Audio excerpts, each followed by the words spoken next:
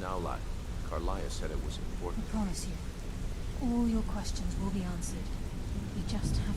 Brynjolf, the time has come to decide Mercer's fate. Until a new guildmaster is chosen, decision falls to you. Aye, lass. And I've come to a decision. You want to talk Mercer to me? Frey tried to kill both of us. Okay. He betrayed the guild, murdered Gallus, and made us question our future. He needs to die. We have to be very careful, Brynjolf. Mercer is a nightingale, an agent of Nocturnal. It's all true. Everything I heard in the stories. The Nightingales, their allegiance to Nocturnal, and the Twilight Sepulchre. Yes. That's why we need to prepare ourselves and meet Mercer on equal footing. Just outside of Riften, beyond the southeast gate, is a small path cut up the mountainside. At the end of that path is a clearing, and an old standing stone. I'd ask you both to meet me there. You got it.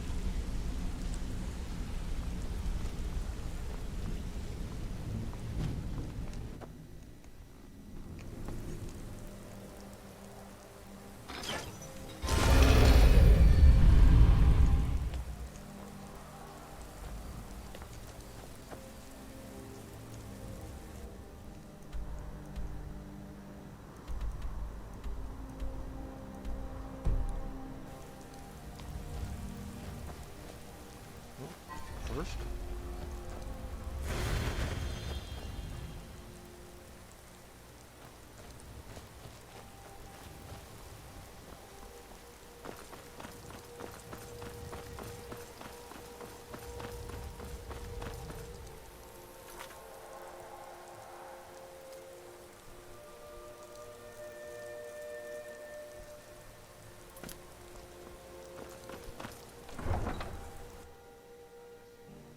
What is it?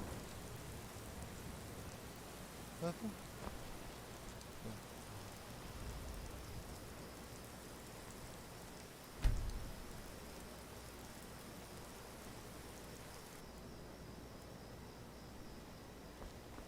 Ooh, that's funny.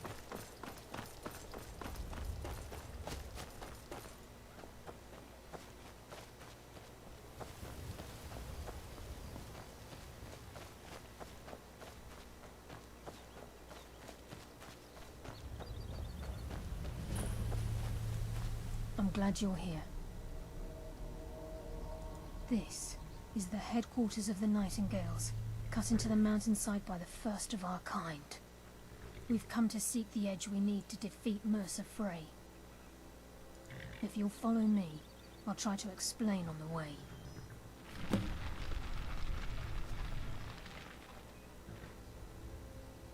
Gallus, Mercer Frey and I were once members of what's known as the Nightingale Trinity. The Trinity disbanded 25 years ago when Mercer Frey betrayed us by slaying Gallus and dumping his body in the ruins of Snowvale Sanctum. Indirectly, the Trinity is usually selected from the ranks of the Guild, although its existence is a closely guarded secret. The Nightingales protect the Temple of Nocturnal, a place known as the Twilight Sepulchre. She's the mistress of night and darkness, and the patron of every thief in Tamriel. Nocturnal isn't one for worship and reverence. There are no priests and no sermons, no services and no alms. She influences our luck, and in return, demands payment. You're closer to understanding than you realize. The only difference is she doesn't demand payment in the traditional sense, and sometimes the cost can be quite high. Whether you know it or not, Nocturnal dictates how well we perform as rogues. Again, you have to think differently. Haven't you ever noticed how our luck behaves? Like a novice picking an impossible lock, or a blind man suddenly turning to face you as you reach for his pocket. It's through these subtle means that Nocturnal influences us. Nocturnal's whim is the greatest mystery to everyone. There have been volumes written on the subject. Does she exact payment when we die? When we suffer, does she revel in our misery? No one knows. The return certainly seems worth the risk, though.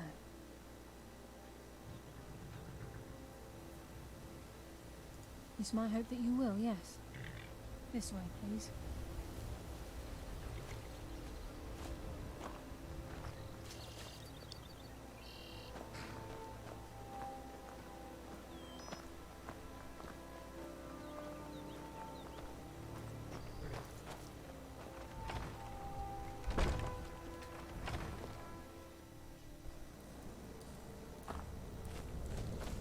So this is Nightingale Hall. I heard about this place when I joined the guild, but I never believed it existed. The assumption that the Nightingales were just a myth was seeded within the guild on purpose. It helped divert attention from our true nature. What's wrong, Brynjolf? I can almost hear your brow furrowing. Trying to understand why I'm here, lass. I'm no priest, and I'm certainly not religious. Why pick me? This isn't about religion, Brynjolf. It's business.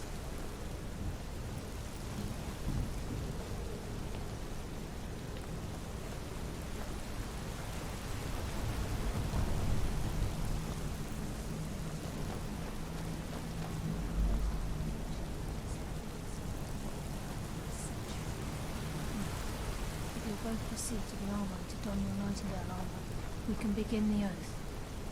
I think we should trust the lass and take the deal.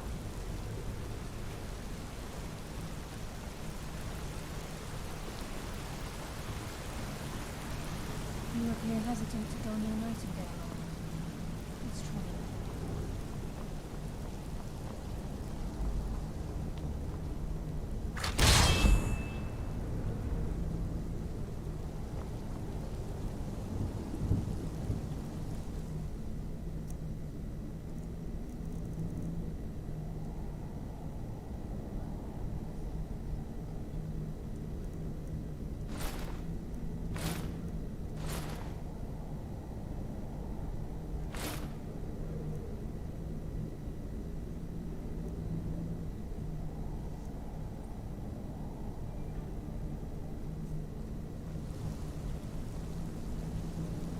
You appear ready for the oath.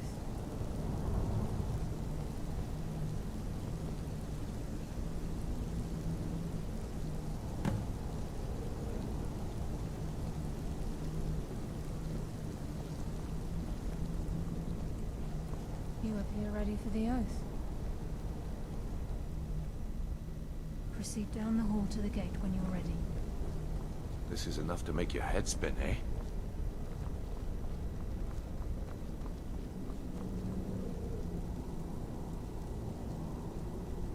Okay, lass. We've got these get-ups on. Now what? Beyond this gate is the first step in becoming a Nightingale. Whoa there, lass. I appreciate the armor, but becoming a Nightingale? That was never discussed. To hold any hope of defeating Mercer, we must have Nocturnal at our backs. If she's to accept you as one of her own, an arrangement must be struck. What sort of arrangement? I need to know the terms. The terms are quite simple, Brynjolf. Nocturnal will allow you to become a Nightingale and use your abilities for whatever you wish. And in return, both in life and in death, you must serve as a guardian of the Twilight Sepulchre. Aye, there's always a catch. But at this point, I suppose there isn't much to lose. If it means the end of Mercer Frey, you can count me in. What about you? Are you ready to transact the oath with Nocturnal? Good. After I open the gate, please stand on the circle. This is enough to make your head spin, eh? Yep. We'll speak when the oath is complete.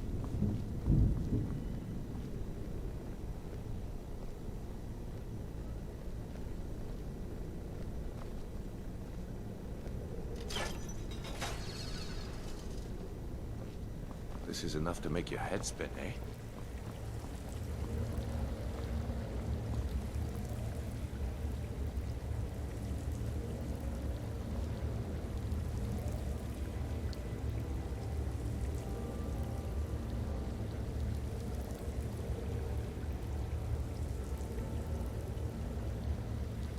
I call upon you, Lady Nocturnal, Queen of Murk, and Empress of Shadow. Hear my voice. Ah, Carlia. I was wondering when I'd hear from you again. Lose something, did we?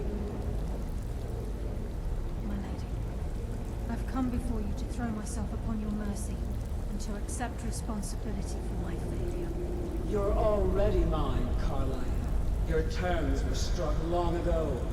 What could you possibly offer me now? I have two others that wish to transact the oath, to serve you both in life and in death. You surprise me, Carlia. This offer is definitely weighted in my favor.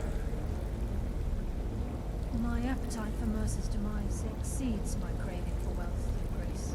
Revenge. How interesting. Very well. The conditions are acceptable. You may proceed. Lady Nocturnal, we accept your terms. We dedicate ourselves to you as both your avengers and your sentinels. We will honor our agreement in this life and the next until your conditions have been met. Very well. I name your initiates Nightingale, and I restore your status to the same, Carlisle. And in the future, I'd suggest you refrain from disappointing me again.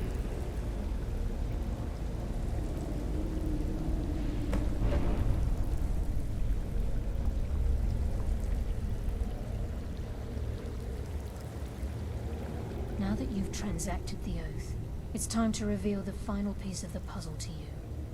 Mercer's true crime. Mercer was able to unlock the Guild's vault without 2 keys because of what he stole from the Twilight Sepulchre, the skeleton key. By doing this, he's compromised our ties to Nocturnal, and in essence, caused our luck to run dry. Well, yes, but the key isn't only restricted to physical barriers. All of us possess untapped abilities, the potential to wield great power securely sealed within our minds. Once you realize the key can access these traits, potential becomes limitless.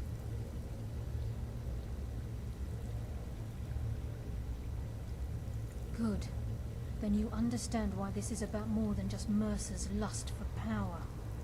If the key isn't returned to its lock in the Twilight Sepulchre, things will never be the same for the Guild. As time passed, our luck would diminish to the point of non-existence, and whether you know it or not, our uncanny luck defines our trade. Very true. In our line of work, it's quite rare we set out to return a stolen item to its rightful owner. Before we depart, Brynjolf has some business to discuss. I suggest you listen to him. Listen, lad. There's one last piece of business we need to settle before we go after Mercer. Listen, lad. There's one last piece of business we need to settle before we go after Mercer. The leadership of the Guild. Carlia and I had a long discussion before you arrived here. Thanks to your efforts, Mercer's treachery has been exposed. After we deal with him, all that remains is restoring the Guild to its full strength. As a result, we both feel that you have the potential of replacing Mercer as leader of the Thieves Guild. I've been at this game a long time, my friend. A long time. I've stolen trinkets from nobles and framed priests for murder. I'm good at what I do, maybe even one of the best, but it's all I know. I've never been one to lead. Never desired it, never cared for it. Don't want it. Well, we have a bit of an errand to run before your coronation, so don't get sentimental on me now. Then it's decided.